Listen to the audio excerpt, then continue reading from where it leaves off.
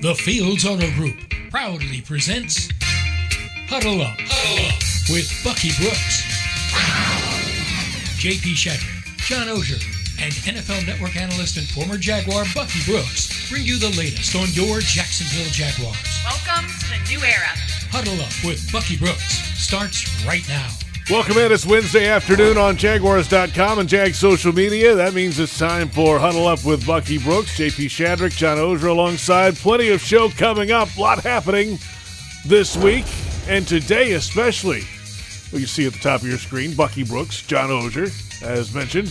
Urban Meyer committed and moving forward.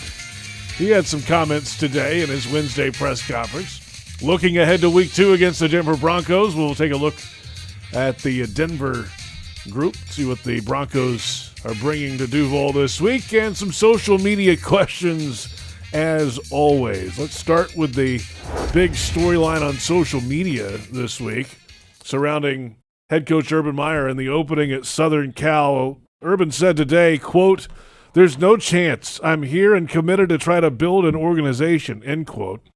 Well, Bucky, that might at least here locally stop the speculation. The Twitter world, I think, will carry this as far as they can and for as long as they can, no matter what Urban says or does not say.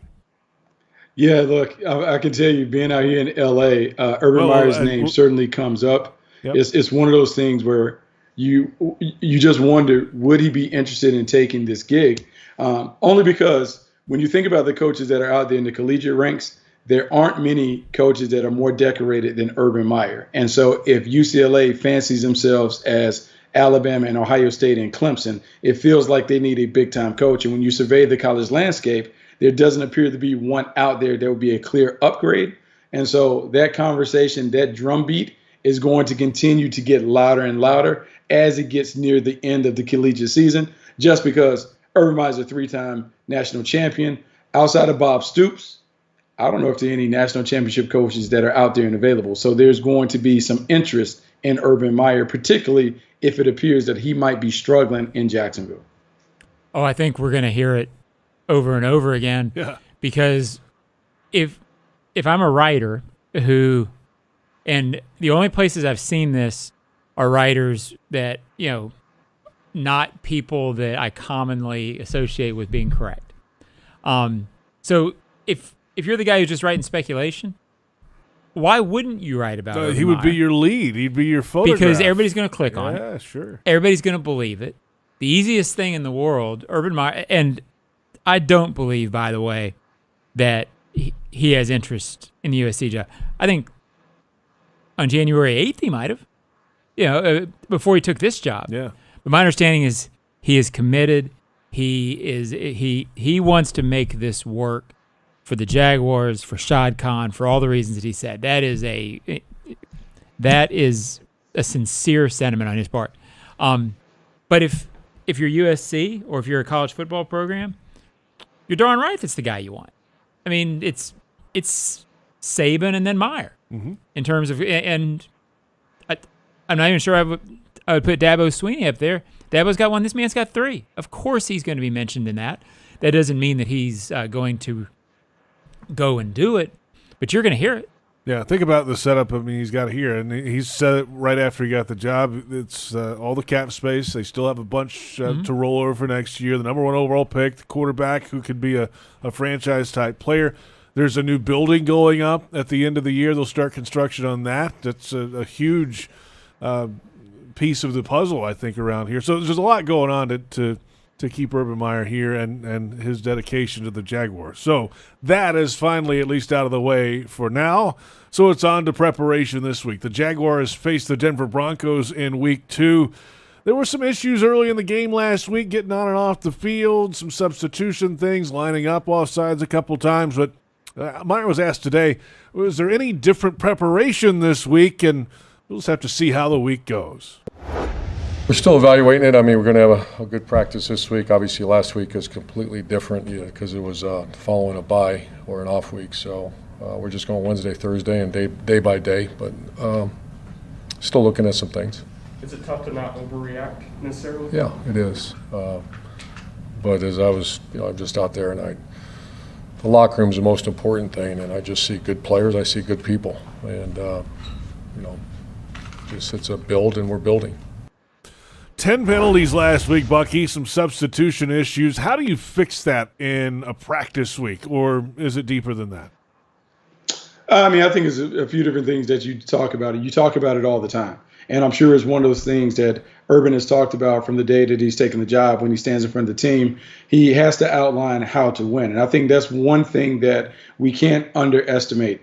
The guys on this team playing together have not won a lot. So we can't assume that you can skip steps and guys will know how to win. So when it comes to penalties, false starts, encroachments, little things that you can control, always harping on those details. When it comes to winning the turnover battle, taking it away and not giving the ball up, making sure everyone understands how precious the ball is when you have it in your possession, understanding that you can't allow the explosive plays to happen on defense. The ball can't go over the top of the defense or outside the perimeter. And so it's the daily commitment to making sure that you talk to the team about how to win games. And so, look, he talked about it being a rebuild. It is a rebuild while also being a learning project. He has to teach a lot of young players how to win in this league, and he has to do it without really being familiar with the league.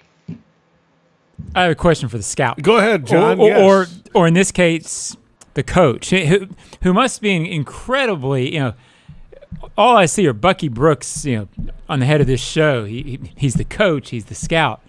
This is the most versatile guy I've ever been around, Bucky Brooks. So here is what I want to know from you. You're a coach. You coach kids. You've been coached.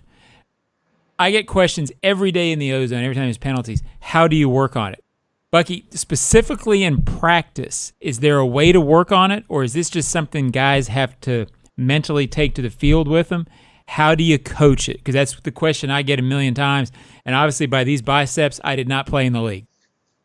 I think the one thing that we've seen around the league where people try and work on is they have officials out every day at practice. They have officials throwing flags, talking to the players, letting them know, hey, you were grabbing out here on the perimeter at corner. That would be a penalty in the league. Hey, you're offsides, back up. And so you have referees on the field guiding the players through so they kind of understand what's going on. Now, most coaches would tell you they don't like doing punitive things for penalties and those things, but sometimes you had to add some incentives for guys to do it right. So we've seen teams at other places where they have guys run laps or go touch the goalpost and come back and little things. But it has to be a consistent message when it comes to playing the game the right way. And so I'm sure Urban and the staff are talking about those things each and every day to the players. Well, wasn't Joe Judge one of those coaches that did that like last year? Bucky made him run a bunch of laps and stuff in the Giants. Oh, I mean, like, look, that's an old Nick Saban trick. There are a lot of coaches that believe, hey, go give me a lap. You jump off sides. You do something that is not positive when it comes to helping us win games. You have to do something, up downs and all this other stuff. I mean, there are a million of them. I think Greg Williams, they do up downs for anything and everything that is off. And so some of those things works. I think the best thing to alleviate all of that, when you have good players, you tend to play better. So the players just have to improve to get to a level where they can play winning football.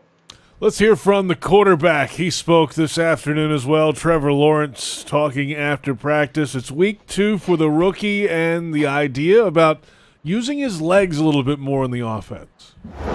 There wasn't many where it was like for sure one where it was wide open I should have ran, but I think just in general of using my legs and extending plays and not just sitting in the pocket, that's a part of my game that I think helps me, helps the team, and can keep plays alive. Like that's something that I do well. So continuing to do that, and we talked about that in the preseason, and I feel like I got a little bit better, and then this week kind of was could have done a little bit more. So just something I'm always going to work on, but that's usually a pretty natural part of my game, so I'm not too concerned. I think the more comfortable I get, that'll start to show. Now, Urban had said before, John, that they may not necessarily call a bunch of running plays for Trevor, but his ability to move it around and keep a play alive could help this offense some. There is no better sign for this kid than the fact that his instinct and every fiber of his being is telling him to stay in the pocket. Now, what you don't want is a guy who's going to be this quarterback here for 15 years, I think. The easy thing to do over time will be, okay, I'm going to take off and run now. The most impressive thing about the other day, he was under some pressure at times, moving around at times. His eyes stay downfield. That's the hardest thing to teach young guys how to do. It goes against instinct. The fact that that's what he is thinking about and doing first, over time, he will see where he can run. He will see where he can use the legs. It bodes so well for his long-term development that his eyes are downfield first and his legs are trying to keep him in the pocket and not run. Bucky, I don't know if you agree or not, but you better. Oh, I absolutely agree. And the ultimatum certainly made me agree because you've been working out. I can see the biceps, and I certainly don't want to have any of those problems. I don't want any of the smoke that John Oehser could send my way. I get a little leery and a little nervous when I hear Trevor talk about, I looked at it, I saw there's some more opportunities. What I don't want this to turn into this year, I don't want Trevor Lawrence to feel like he has to be a hero. I don't want him to feel like he has to put everything on his shoulders to try and single-handedly lead the Jaguars out the doldrums. I want Trevor Lawrence to continue to learn how to play the game the right way. I want the pieces around him to improve so when he gets into year 2, he can play at a very, very high level. But what I don't want him to do is to try and skip steps in the developmental process by becoming a super athlete as opposed to playing the game the way that it should be played, which is from the pocket, distributing as a pass-first point guard as opposed to being a scorer. Let's wrap up our news of the day on the defensive side. Shaquill Griffin spoke with the media after practice today as well. The defense looking to shut down the Denver offense. And for Shaq, it's all about the details. I feel like me and Rashawn probably had the longest talk about the game after watching it on the plane. I feel like guys like us, we talk about the second play of the game. I got to make that play. Something that I got to work on. The play with Rashawn, got to bring those in. It's little details like that we have to fix. But I think the biggest thing that we took from that game is that first series, the energy, the way we started it off, the passion. You can feel it. You can see it. That's the part that we got to kind of continue throughout the whole game. I feel like that's the biggest thing. And one more thing about the game that we learned was, that's finding a way not to get frustrated with how the game is going, but focus on completing each task, each play, one play at a time. We can't kind of figure out what the offense may do each game, but we can control what the defense does each play. There you have it, Shaq Griffin, Bucky. Makes sense. I mean, play by play, and then, get to a point later in the game where you can go win it. Yeah, no, I can relate to all of the things that are going on down in Jacksonville. John talked about being a high school coach, losing 3 in a row. It becomes easy to listen to the white noise that is out there. And so when you're Urban Meyer and when you're this team, the tendency is to try and do too much, to try and do more than your responsibility, for the defense to look over at the offense and say, hey, what are you guys doing offensively, looking at the defense and those things. And I love the maturity that I hear from Shaq Griffin when he talks, hey, we got to make it as simple as possible. We need to be on the details, and we need to focus on one play at a time, because you have to learn how to control the controllables. And at the end of the day, you try and stack up as many plays as you can for the game, and you just kind of see what the scoreboard says at the end. But you cannot rush the process. It may take a while for this team to mature into a team that can be a consistent winner. They just have to continue to do the little things right, and eventually those little things will lead to the big things, which is wins and big wins. What do you think, John? Nothing gets a team, particularly defensively, in more trouble than players trying to do stuff on their own. I've always said. We've seen that around here before. Yeah. We've talked a lot over the years, JP, Sure. at the end of a lot of bad seasons. NFL players don't quit, but they try to do things on their own, which leads to messy performances and means guys out of gaps, all that stuff we've talked about for years. So it's impressive that Shaquill Griffin is willing to say, okay, we saw some of that a little bit. It's a natural tendency once you get down like you did in a game the other day. I don't think this team's remotely there yet, but it's good that that's being kept an eye on to me. And one of the things Shaquill talked about, and I'd love to ask Bucky about this as well, so much of the other day to me was there were some plays to be made that just didn't get made. And he talked about the interception. He talked about the potential interception that Rashawn Jenkins had. 2 sacks for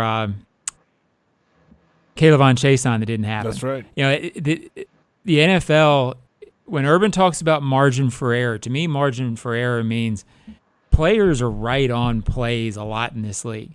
What makes the difference between winning and losing is, do you make the sack at the key moment? Do you get Tyrod Taylor down? Do you pull the ball down at the 4-yard line, or does the wide receiver get it away from you? Those kind of things. We're talking 7, 14, 21 points. Yep. Well, you can't overcome giveaways. You can't overcome penalties. Plays that are there have to be made.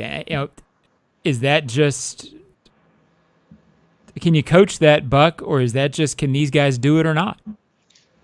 I mean, look, sometimes guys have it in them. You can coach some of it, but at the moment of truth, man, your best players have to stand up and play the best.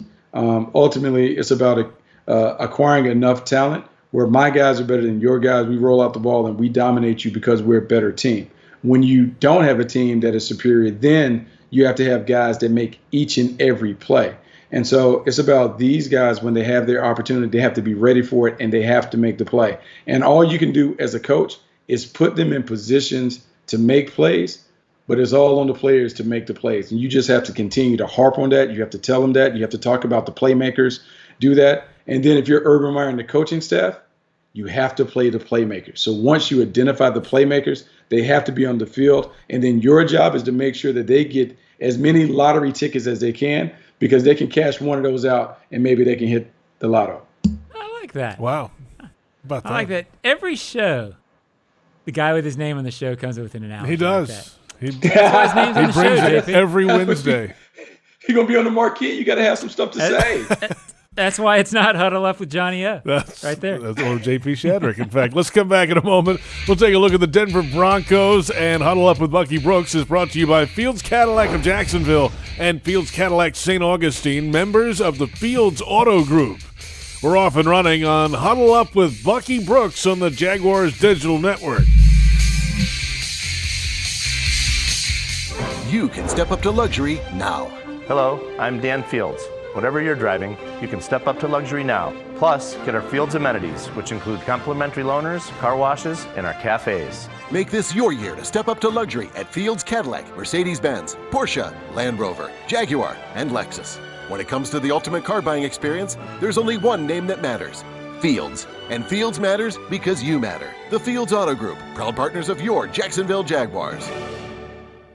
It's not kickoff without the small places that make Jaguars game day big. That's why Crown Royal is turning game day into giving day by supporting communities that serve us off the field. Nominate a local community hero to win the ultimate Jaguars game day experience at jaguars.com/Crown Royal promotion. Because Crown Royal believes if you live generously, life will treat you royally. Visit crownroyal.com. Please drink responsibly. Your family isn't like anyone else's. Your home shouldn't be either. At Dreamfinders Homes, you can build the home of your dreams in one of their 30-plus communities in Northeast Florida.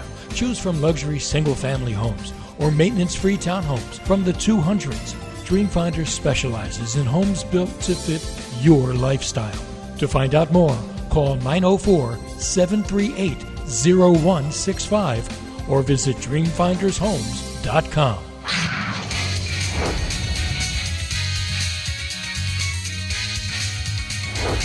I don't want to ever fall into that trap of saying this is, we're going to, in a 4-year plan and 3-year plan. That's not fair to players. This is a one-game plan, and then we'll worry about the next game. So that's not fair to there's some guys who play a lot of football in that locker room, and they deserve our very best, and that's what it is. So other than a bruised soul that we all have right now, we're still swinging away, and like I said, you'd probably see a little different look on my face if I had bad guys. That's not the case at all. That's head coach Urban Meyer earlier today, and welcome back. It's Huddle Up with Bucky Brooks, JP Shadrick, and John Oehser in support, as always, on Wednesdays. The Jaguars have the Denver Broncos this Sunday at TIAA Bank Field. The game presented by TIAA Bank, and the Denver Broncos won last week. They've got a veteran quarterback now in Teddy Bridgewater, a guy who's been around the block a time or two. Steady Teddy, can kind of get it done most of the time. They've got a running back that can play. They've got Jerry Jeudy's out. He'll be out at least 4 to 6 weeks. He's on IR with a high ankle sprain. But then on the defensive side, you got pass rushers. You got an expensive secondary. I mean, this is a team, Bucky, that can come in and do some damage. They are set up to do some things in Denver, it feels like. Yeah, they're a playoff-ready team. And, JP, John, when you think about the way this team is constructed, they're constructed like heavyweight title teams should be constructed. When you look at them on defense, they have a slew of pass rushers that can win one-on-one matchups. They have one who can dictate the terms and command double teams, and that is Von Miller. Bradley Chubb is a Pro Bowl caliber player who plays at a high level. In the back end, they have a handful of guys that can lock up and take your favorite receivers out of the game.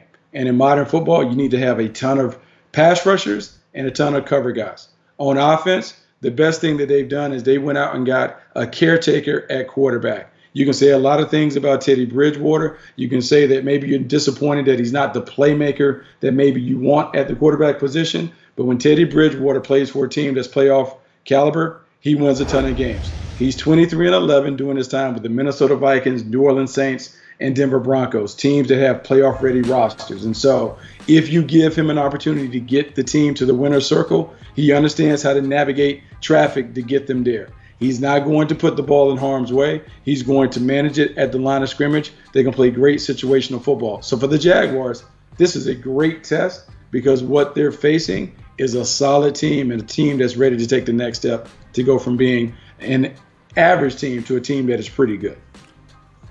Well, I'll tell you what jumps out at me about this game. Denver wants to run. Denver can really rush the passer, and Denver can really confuse a young quarterback. What you don't want to do this week, JP and Buck, you don't want to have 7 penalties on offense early. No. Where you're putting yourself behind sticks and you're down 14-0. You're facing third. If you're down 14-0 on this team, you're going to be down 28-0 on this team. Right, because all of a sudden it's 3rd and 14, you're down 14 zip, and here we go. So, I mean, now that pretty much, is true of any team. You don't want to have all these penalties. But against this team, the way this team can rush the passer, the way Vic Fangio's defenses can confuse you, if you have mistakes early, you're done out here. So, yeah, I think that is the overwhelming theme. Frankly, Buck, I don't know how good the Jaguars are or not because I never had a chance to see it last week. But you really can't do it this week, Bucky. No, it has to be a fast start. Now, here's the thing, and here's where you wonder if coaching can help the team keep this game close going into the fourth quarter. I think this is where tactics, strategy, all of this comes into play. And so does Urban Meyer talk to the coordinators and say, hey, here's how we have to play this game to win it. Offensively, we need to make sure that we're draining the clock from the beginning so that we limit the number of total possessions and try to get this game into the fourth quarter where we can make it a 15-minute game to win it. From a defensive standpoint, Joe Cullen, what is the best way for us to attack this offense to see if we can create some turnovers?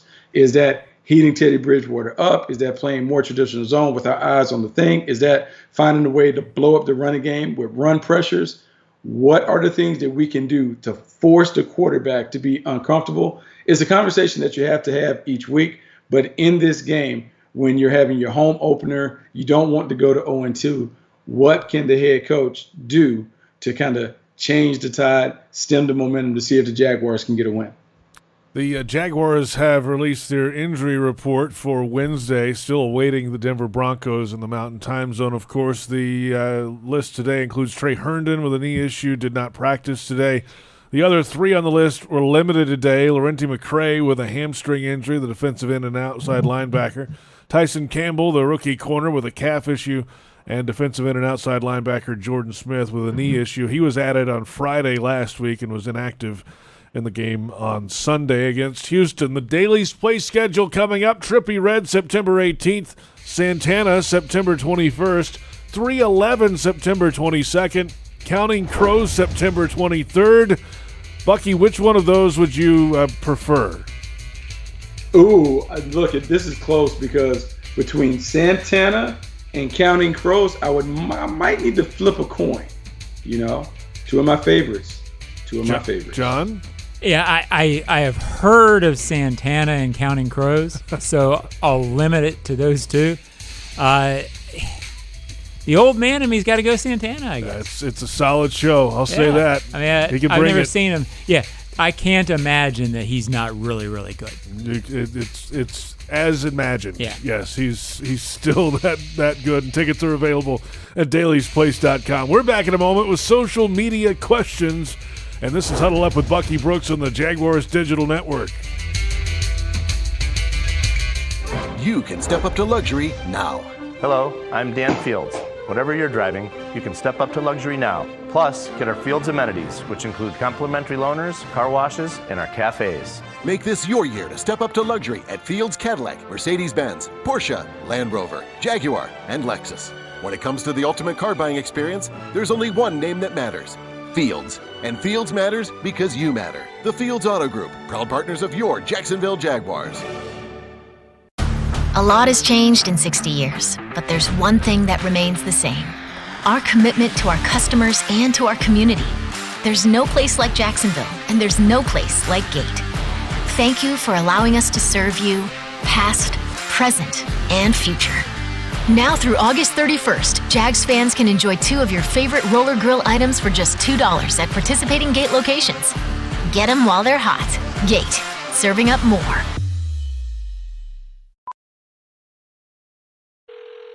This is Ice-T, Stone Cold Steve Austin, and Matty Ice. This is a cold call. I convinced NFL teams to turn to cold water washing with Tide. The NFL, your uniforms get dirty. Tide can handle it, even in cold. Plus, if fans join in, they can save up to $150 on their energy bill. Looks like you just made the team, rookie. Turn to cold with Tide. And that's the bottom line. It's got to be Tide. Energy savings based on average when switching from hot to cold and non-HE machines.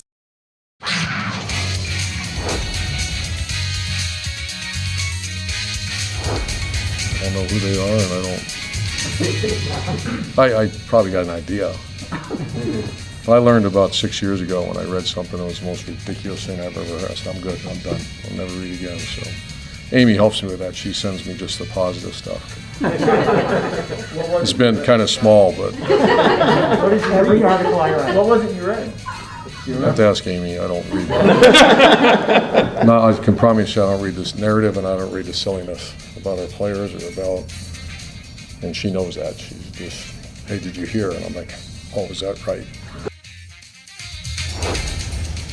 That's Urban Meyer, Jaguars head coach. We got a smile out of Urban today in the press conference, and welcome back. It's Huddle Up with Bucky Brooks, J.P. Shadrick, and John Oehser along as well, and. You know, that's always going to kind of be there for Urban. It feels like, Bucky. Those critics, those snipers, the social media types. It's the lay of the land for Urban. We knew that coming in. It feels like.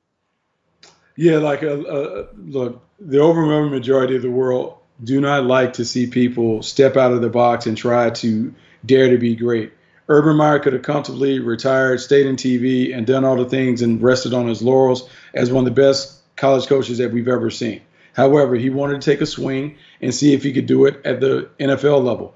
The same stuff that's happened to Urban happened to Nick Saban when Nick Saban was trying to do the same go of it down in Miami. And so it's going to accompany Urban Meyer until he has a tremendous amount of success. And even if he has success, there will always be something, because that's what we do. That's what people do, is they take shots at the greats. And so what he has to do, and what it appears that he's trying to do, is insulate himself, focus on the things that he can control on, and continue to kind of pour his energy into turning around the organization. And at some point, he has to believe that given the success that he's had in the past, that the blueprint and the plan that he is implementing is going to lead to wins, and going to lead a lot of wins in Jacksonville.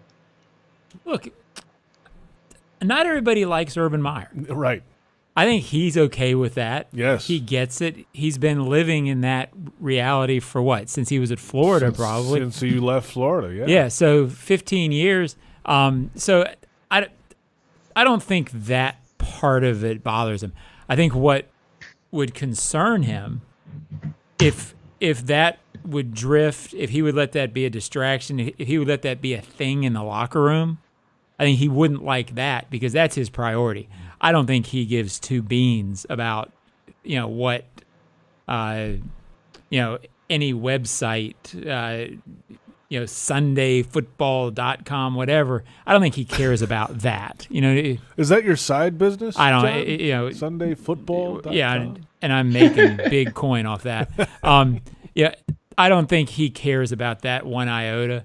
He is a leader of people. That's what he's concerned about. So whatever anybody says virally about Urban Meyer is not going to affect him very much. All right, guys, let's get to, speaking of social media questions today. On Twitter, we put out the bat signal earlier today, and here is what we have come up with today. Question number 1, at SickWitIt98, did the Jags do enough in the offseason to have a competitive team, Bucky?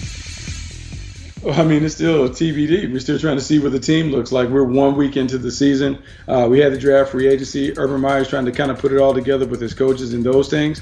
I think we really won't know what the Jaguars have done and the results of it until we get to the midway point. I think we still have to treat the first 4 games of the year like the preseason. As they begin to figure out who's who, what's what the strengths of the team are, we'll begin to have an understanding on where the Jaguars stack in the rest of the pecking order of the National Football League. Yeah, I agree. On Sunday they weren't. But as I said earlier in the show, until they start getting lined up and eliminating early errors, I don't know if they're competitive or not. I would say this to the question. I think they did as much as they could in the offseason. I said all offseason. It's tough to add everything you need everywhere in this offseason because even if you've got money, there are positions that aren't given to being able to add. Defensive line, I don't think you can do it in free agency in the offseason. I think you have to draft that. So they've started the processes. I think it'll take a couple off seasons to get where they want to go because I think you have to draft it and develop it. But how much progress did they make? As Bucky said, we won't know that until week 6 or 7. No, yeah, because just get out of your own way first. Right. Defensive line, for example. Let's rewind back to like 2016, 17. Like they brought in Malik Jackson. The next year they bring in Calais. Right. It's a 2-year process, and you're drafting guys part of it at the same time, and it just kind of all came together for an unbelievable group. It takes more time than one off season to get a loaded roster with depth and with experience over here, and that's not going to happen in one off season. So now I expect them to be much better than they were on Sunday, and I expect them to be able to win games this year and start looking like a good team. But to get where they really need to go and get playoff 12 and 13, I think that takes a couple of years. Let's get to our next question today on social media. This is from @YodaClimber1. How do you see this defense playing around mid-season? I saw they had some ups and downs game 1, as to be expected. I feel they showed an upgrade compared to last year. What do you think, Buck? Look, I think this is Joe Cullen continue to assess the team as they begin to play real games. Remember, only 3 preseason games, depending on the pecking order of the players on the team. You may not have seen them enough. And so what coaches do is every quarter of the season, they do a self-scout and a reevaluation on how they're playing the game according to how their players are playing. I think what you want to see is, okay, after 4 weeks, after 8 weeks, what are the things that our guys do really, really well? Can we call those things over and over to give them the best chance to be successful? Sometimes the way that you eventually play is not the way that you envision at the beginning of the season. And so you have to be adaptable and creative. I expect improvement from last week, certainly. By mid-season, I think the key for me at mid-season, are they healthy and are they still deep on the defensive front? Are they maintaining the rotation that I think you need in this league to play good over the long term? A slew of injuries, if they're not as deep and good up front at the 3 or 4 positions, then I think by mid-season you could be in trouble. I don't anticipate that. So I think they're going to be better. I think a lot of it circles back to what we talked about earlier, JP. Some of their key guys need to show that they can make plays on the ball in order to get where they need to go. They haven't shown that yet, but I think the potential is there to do that. A lot of new faces. Just get them on the field. Some time on task together would be a good thing for this defense. One more social media question today. We'll wrap it up with this. @Vlix Von Nolm. Last game, Trevor seemed to pass on some scrambling opportunities. Do you think they will be that careful going forward, or do they risk a bit more by running Trevor on scrambles and designed run plays? No, Bucky, no! We heard the quarterback earlier, Bucky. Hey, look, I feel like we've addressed this, but here's what I will say.